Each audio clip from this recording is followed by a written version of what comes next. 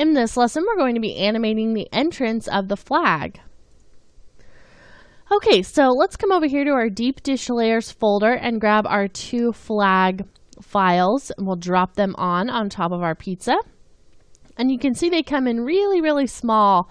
So let's see what the scale is for our pizza and scale those up a bit. So select the pizza, hit the S key, and that looks like that's at 233.9. So I can grab both of the flag layers, hit the S key, and we'll plug in that same value. Okay, and when it's scaled up that much, we definitely need to turn on our continuously rasterize switch to make that look crisp again.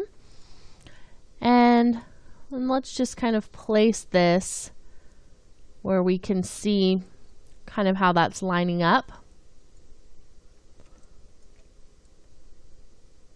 Great.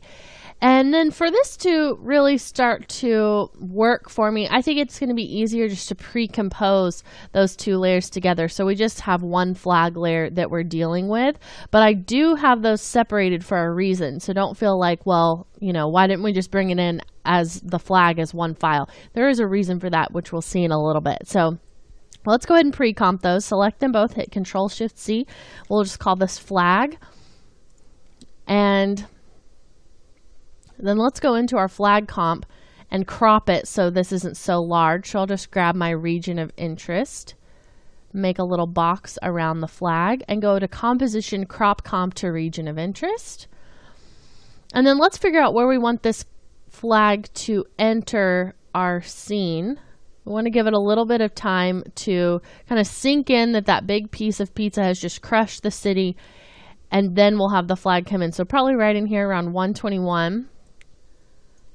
And because we gave our pizza about 8 frames to enter, let's cut that in half since the flag isn't coming down into the shot quite so far.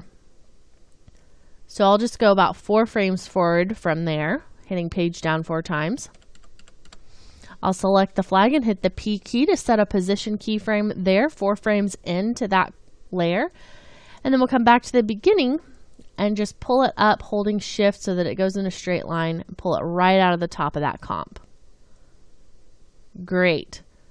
Okay, so let's turn on our motion blur, and that looks pretty good there.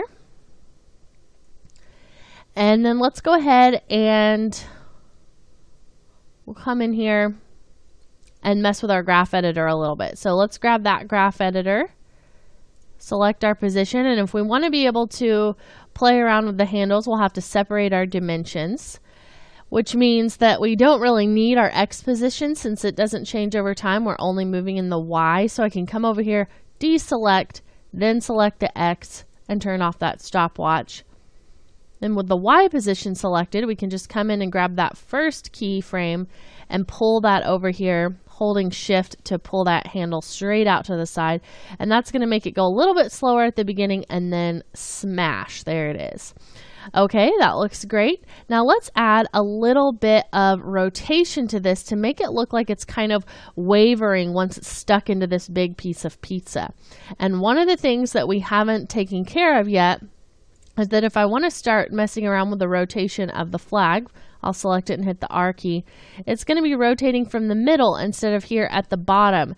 And that's really annoying if you've come in and already added some position keys. Now, we haven't really done a lot for our position keys as far as we've really only set 2 of them. So you could undo that and change the anchor point, or there's another method that you can do, which I like to do sometimes to save some time. So I'm just going to undo that little rotation I added. Take a look at my position keys. So I'll select it, hit the U key, and what I'll do is I'll actually trim the layer at the last position key. So select it and hit Control-Shift-D. And what that happens is it splits the layer in between. Now there's no position keys.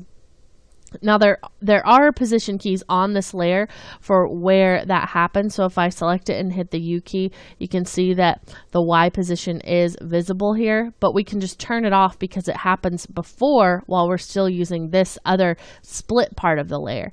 And then you can move your anchor point anywhere you want for this other piece. So I can just come down, grab my pan behind anchor point tool, place that where I want the flag to rotate from, and then start adding my rotation key. So I'll select the flag, hit the R key, set a rotation key, and let's go forward about 2 frames. And basically, this is going to be kind of a different way of rotating it to make it look like it's kind of sinking down. So it's never going to really go back to the left. It's always going to be going a little bit further to the right. So it's almost like it's seesawing its way down. So this is a different way to look at it. So we'll go from 0 to 6, and then instead of going back to 0, we'll go to 3.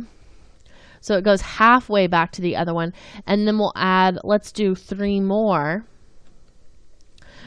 to 6. So 3 more to 6 would be 9. Okay, so I'll hit the 0 key and kind of let you look at what that looks like. So you can kind of see what I mean when I say it's seesawing its way down. Now that might not be enough time in between, and it also probably needs some easy ease. So you can select them and hit F9 to easy ease, or go through your keyframe assistant. And let's also hold the Alt key down and give that a little bit longer to do its thing. I'll run preview again. And I think that maybe on this last one for the 9, we could give that one a little bit more time so it's slower. Maybe not quite that long.